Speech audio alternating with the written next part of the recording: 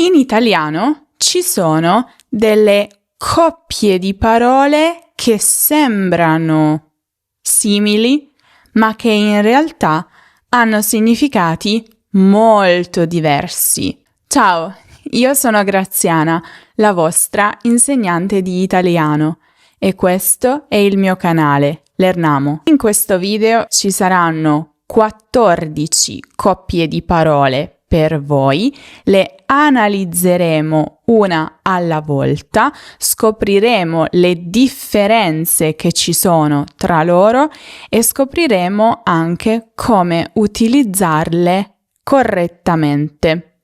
E alla fine, come sempre, ci sarà un esercizio di ripasso per voi. Prima coppia, viaggio o gita.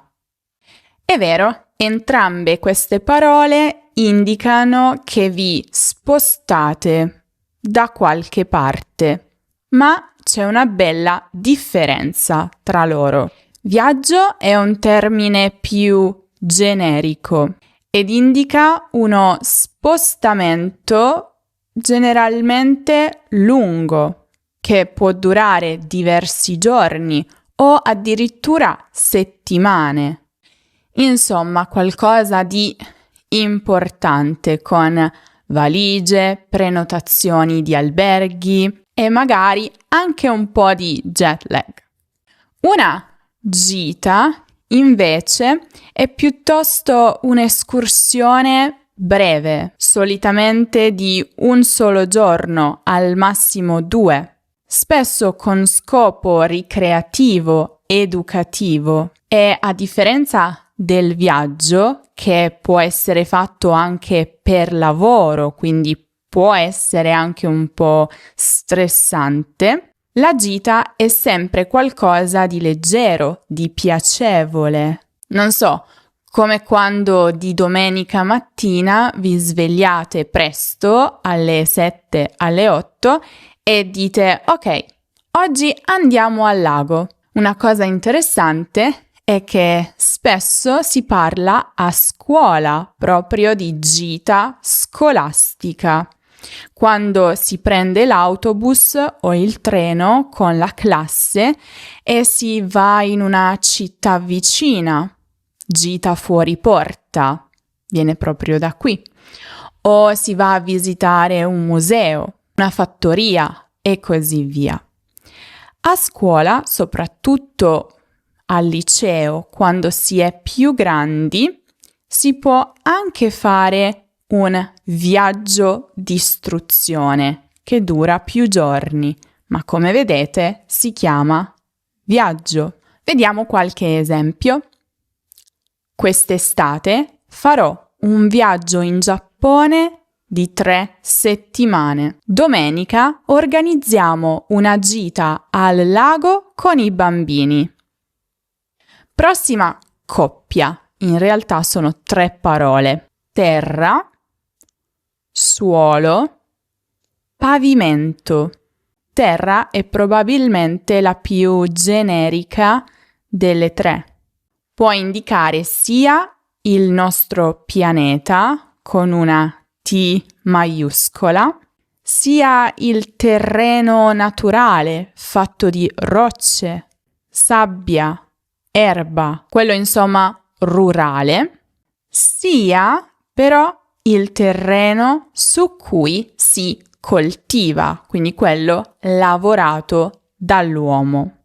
Ad esempio, il bambino gioca con la terra in giardino, ma lo si utilizza anche in senso astratto, in espressioni come avere i piedi per terra, che significa essere razionali, non sognare troppo. Suolo, invece, è un termine più formale, tecnico, che si riferisce alla superficie terrestre o al terreno, ma soprattutto in contesti scientifici, agricoli, geografici. Insomma, se un bambino cade, dice a sua mamma: Mamma, sono caduto per terra.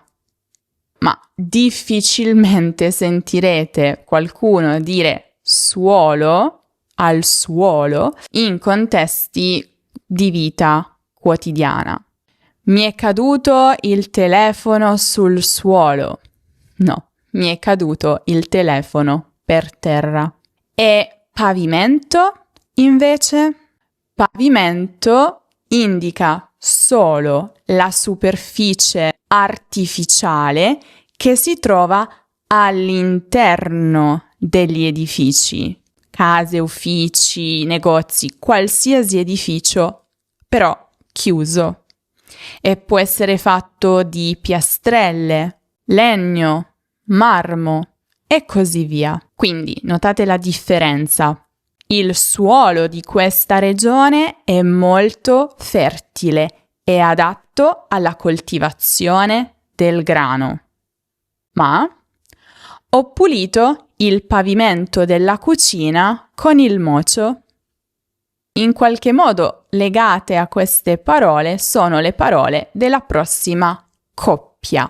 Muro, parete. Vi possono sembrare sinonimi perfetti, ma non lo sono. Il muro è generalmente una struttura esterna, spesso robusta, spessa, fatta di mattoni, pietra o cemento. I muri separano edifici diversi o delimitano spazi esterni. Tuttavia, la parola muro, soprattutto nella lingua parlata, viene utilizzata anche come sinonimo di parete. Parete però è molto più specifico, non ha tutti questi significati come muro, ma indica solo una struttura interna più sottile che divide le stanze all'interno di un edificio. Le pareti sono generalmente dipinte, intonacate. È possibile appendervi quadri. Quella dietro di me è una parete, ad esempio, perché dall'altro lato c'è un'altra stanza. Ma vediamo degli esempi per chiarire meglio. Il muro di Berlino fu abbattuto nel 1989. Voglio appendere questo quadro alla parete del soggiorno. Il muro di cinta del giardino è alto 3 metri. Le pareti di questa casa sono troppo sottili, si sente tutto dai vicini. Prossima coppia. Congelare, surgelare. Entrambe riguardano il freddo. Il processo però è diverso. Congelare significa portare qualcosa a una temperatura bassa, fino a quando diventa ghiaccio o si solidifica. Insomma, se cucinate troppa pasta e volete conservarla per la settimana successiva, potete metterla in freezer. Ecco, questo è congelare. Surgelare invece è un processo industriale specifico che porta gli alimenti a temperature bassissime molto velocemente per conservarli a lungo mantenendo qualità, nutrienti. Ad esempio, quando andate al supermercato e acquistate prodotti dal freezer del supermercato, quelli sono surgelati. Dunque, io ho congelato gli avanzi della cena in freezer, ma ho acquistato i piselli surgelati al supermercato. Congelare inoltre si può usare in senso metaforico quando sentiamo molto freddo. Sto congelando, possiamo accendere il riscaldamento. Sentire, ascoltare. Entrambe riguardano le orecchie. Ma sentire indica la percezione involontaria di suoni attraverso l'orecchio. Importante, non richiede concentrazione o volontà. Io non voglio veramente sentire, ma non posso evitarlo. Ad esempio, se siete in treno e la persona di fronte a voi urla al telefono, la sentite, anche se non volete. Ascoltare, invece, significa prestare attenzione volontariamente a qualcosa che si sente. Questo richiede concentrazione, interesse. È quello che fate, per esempio, quando vi mettete le cuffie e vi concentrate sulla vostra canzone preferita o sulla vostra YouTuber preferita, che sarei io, no? Infatti, apro parentesi, vi ricordo che sul nostro sito web lernamo.com trovate non soltanto l'articolo dettagliato e approfondito di tutti i temi che tratto nei video su YouTube. Trovate anche il podcast per ogni video che potete scaricare e ascoltare con attenzione, volontà, interesse quando e dove volete. E tra l'altro ci sono anche gli esercizi interattivi per ripassare quello che avete appreso. Nella sezione lezioni abbiamo aggiunto una barra di ricerca molto comoda e quindi se cercate un determinato argomento di grammatica o di cultura italiana potete digitare le parole chiave e trovarlo rapidamente. Ho sentito un rumore strano in giardino. Ogni sera ascolto un podcast in italiano per migliorare la lingua. Sento la musica dei vicini. È troppo alta. Ascoltami quando ti parlo. Piccola parentesi, sentire si può usare anche con altri sensi. Sento un buon odore. Lo sento secco. O con condizioni, stati. Non mi sento bene. In questo caso è riflessivo. Prossima coppia. Sono in realtà 3 parole. Scontrino, ricevuta, fattura. Queste creano confusione anche tra gli stessi italiani. Scontrino è il documento fiscale che ricevete quando fate acquisti in un negozio, al bar, al ristorante. È un piccolo pezzo di carta stampato alla cassa che contiene minime informazioni come la cifra che avete pagato, cosa avete acquistato, il nome del negozio, data, e che molto spesso viene gettato all'uscita del negozio o messo in borsa e dimenticato. La ricevuta, invece, è un documento più dettagliato dello scontrino, che conferma il pagamento in modo più formale. Contiene più informazioni e talvolta può proprio essere richiesta quando lo scontrino non basta. Ad esempio, se dovete dimostrare a qualcuno, come alla vostra azienda, al vostro commercialista, l'acquisto e quindi avete bisogno di tutti i dettagli in più.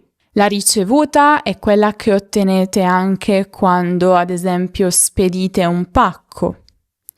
Loro vi danno questa con tutti i dettagli per la tracciabilità e così via, per dimostrare che avete spedito quel pacco. E la fattura, invece, è un documento fiscale più completo e formale. obbligatorio per le aziende e i professionisti. Insomma, è il documento più serio del gruppo, necessario per la contabilità. Contiene i dati fiscali del venditore e del compratore. Nome, cognome, indirizzo, partita IVA, codice fiscale.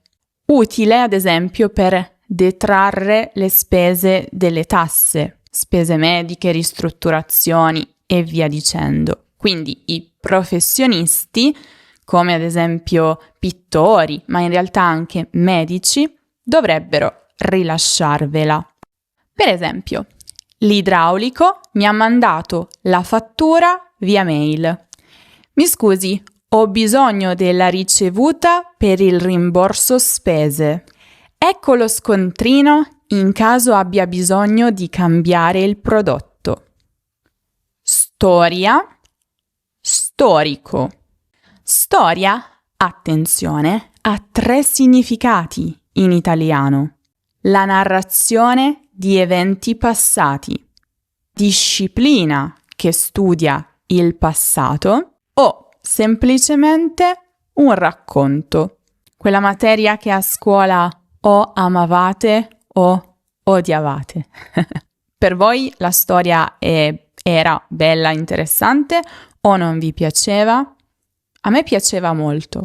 Storico, invece, è in qualche modo legato alla storia, ma può essere o un aggettivo che descrive proprio questo, o è lo studioso di storia. Paola studia storia medievale all'università. Questo palazzo è un edificio storico del 1600.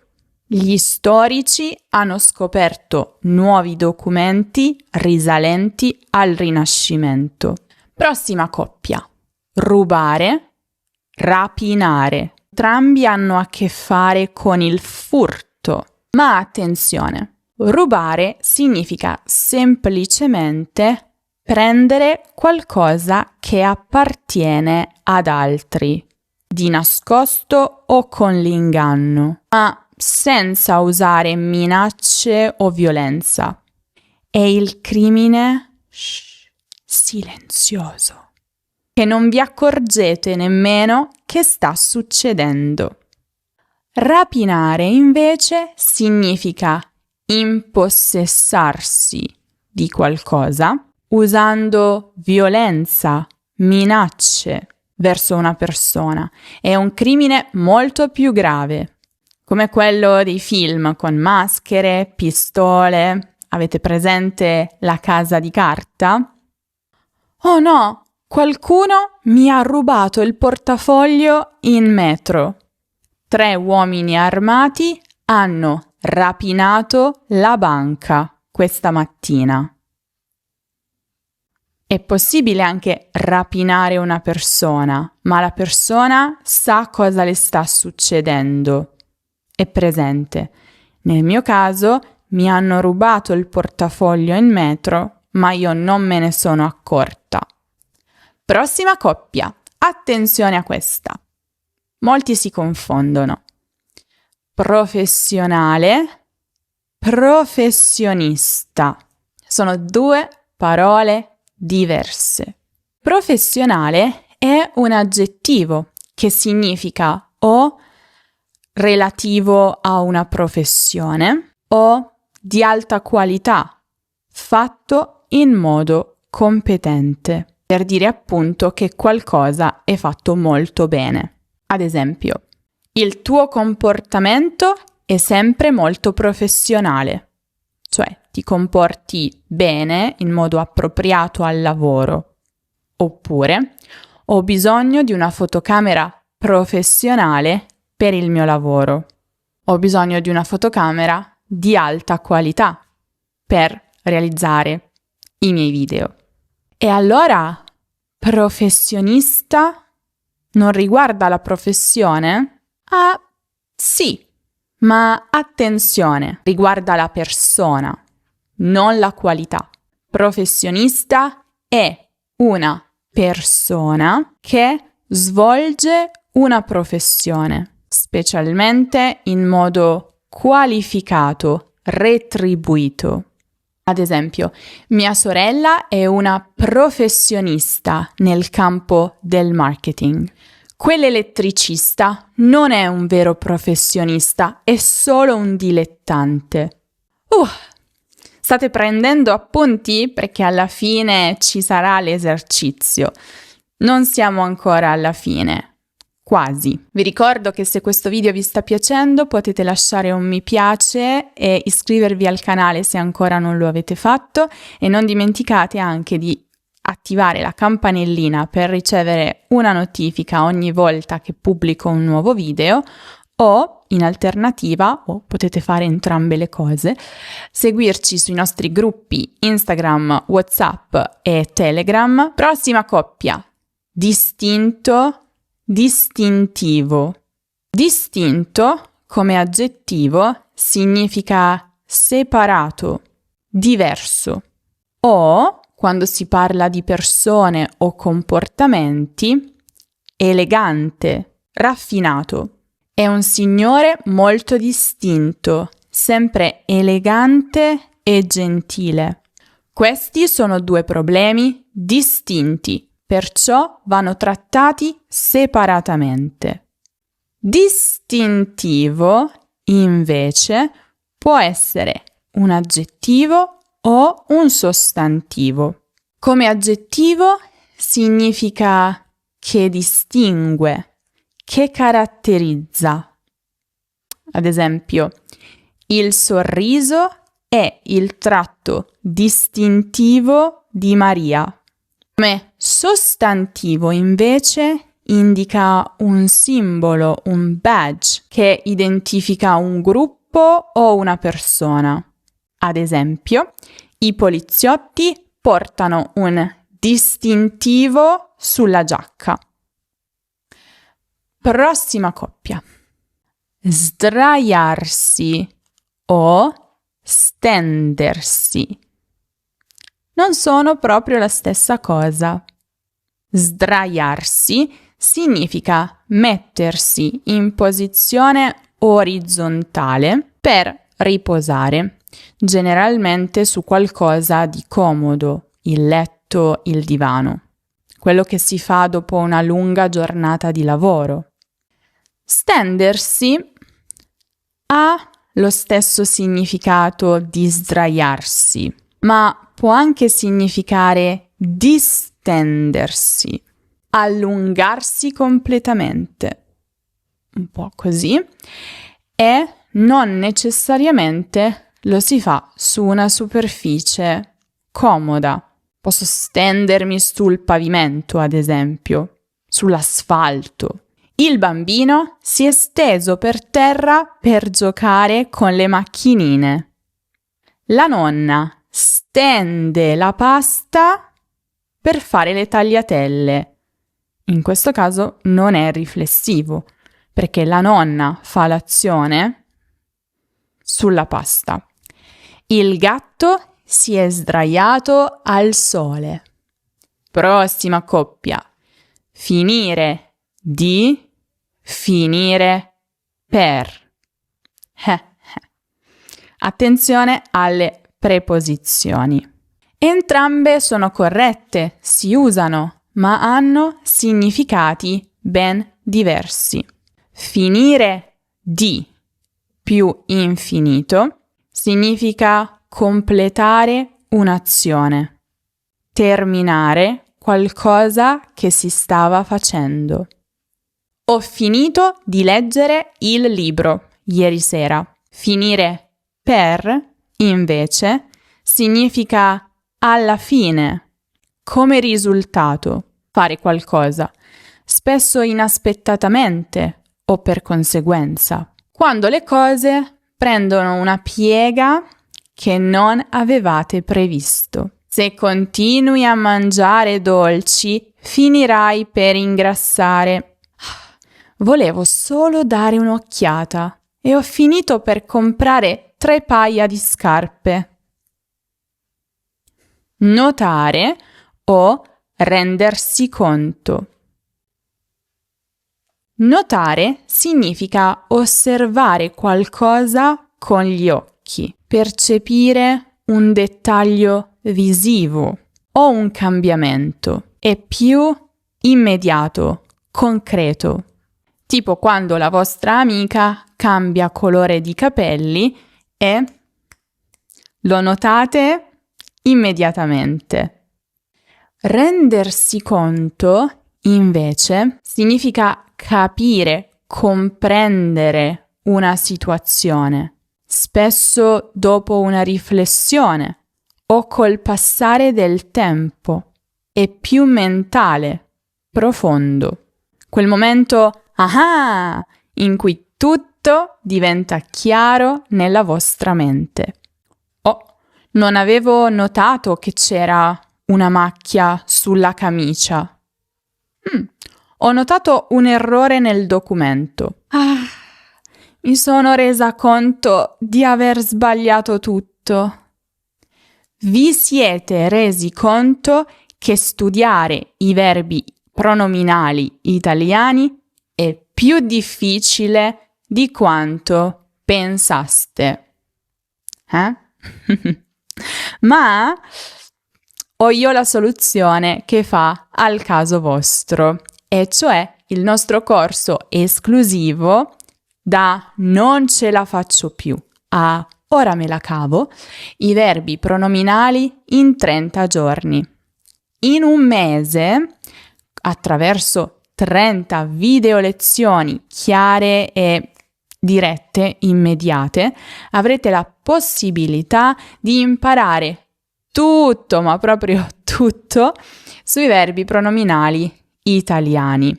Ogni video lezione affronta una coppia o un gruppo di verbi pronominali, proprio come questo video, che sembrano simili tra loro, ma in realtà hanno delle differenze. Ve le spiego, vi offro le alternative, esempi.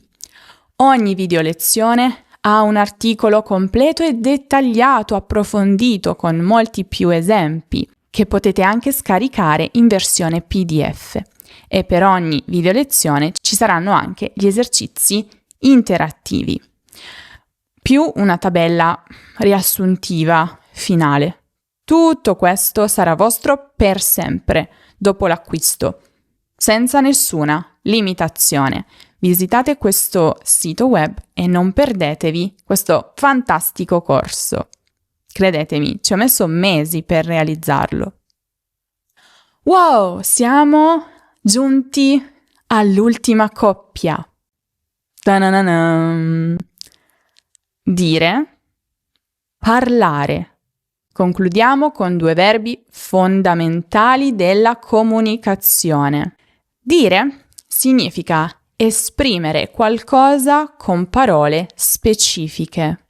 Comunicare un'informazione precisa. Si dice sempre qualcosa a qualcuno. È il contenuto specifico della comunicazione.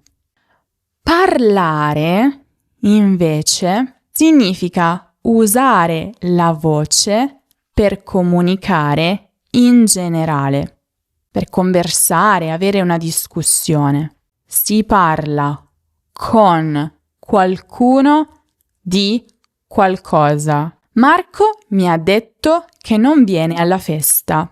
Parlo italiano e inglese molto bene. Dì la verità. Ieri ho parlato con Giovanni per 2 ore. Ce l'avete fatta? Siete ancora con me? Spero di sì, perché adesso è il momento dell'esercizio, di ripasso, per vedere quanto ricordate di questo argomento.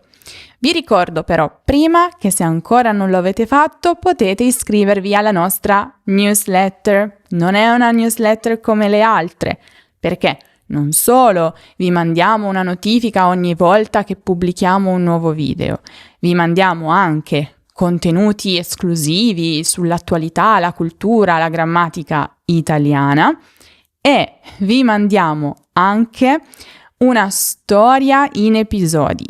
Al momento dell'iscrizione dovete comunicarci il vostro livello di italiano e dopo aver fatto questo, riceverete ogni settimana un nuovo episodio della storia in base al vostro livello, con le avventure dei personaggi, ripasso grammaticale, curiosità, esercizi e molto altro. Tutto questo gratuitamente. Bene, adesso prendete carta e penna per l'esercizio. Scegliete l'alternativa corretta per ogni frase. Non posso uscire stasera. Devo studiare per l'esame. Finire di o finire per. I ladri hanno la gioielleria minacciando la commessa con un'arma. Rubato. Rapinato. Quando faccio acquisti chiedo sempre per avere la prova del pagamento. Lo scontrino, la fattura. Voglio appendere questo poster della mia camera al muro, alla parete. Quest'estate farò in montagna di 3 giorni. Una gita, un viaggio. Mentre studiavo ho la musica che veniva dalla casa dei vicini. Sentito, ascoltato. Quel palazzo è un edificio, risale al Rinascimento. Storia, storico. Allora, avete dato tutte le risposte? Se vi piacciono i test come questo, allora dovete assolutamente guardare il test sulle preposizioni italiane. Un altro argomento abbastanza complesso. L'ho realizzato un po' di tempo fa e lo trovate qui in alto nella card o giù in descrizione. Detto questo, vi ricordo di dare un'occhiata al nostro corso sui verbi pronominali. Il link è in descrizione, credetemi, ne vale la pena. Detto questo, soluzioni. Non posso uscire stasera. Devo finire di studiare per l'esame. Devo completare questa azione. I ladri hanno rapinato la gioielleria minacciando la commessa con un'arma. C'è un'arma, ci sono le minacce, è molto più forte del semplice rubare. Quando faccio acquisti, chiedo sempre lo scontrino per avere la prova del pagamento. Non mi serve la fattura perché non sto usando un servizio di un professionista. Né ho bisogno di troppi dettagli. Voglio solo qualcosa che dimostri che ho pagato. Voglio appendere questo poster alla parete della mia camera. Si tratta di un muro interno. La forma più corretta sarebbe proprio parete. Quest'estate farò un viaggio in montagna di 3 giorni. Gita in montagna va bene, ma in genere dura 1 giorno, massimo 2. Mentre studiavo ho sentito la musica che veniva dalla casa dei vicini. Non era la mia musica, non volevo ascoltarla intenzionalmente, anzi, dovevo studiare. Quel palazzo è un edificio storico, risale al Rinascimento. Ovviamente abbiamo bisogno dell'aggettivo. Com'è andata? Fatemelo sapere nei commenti.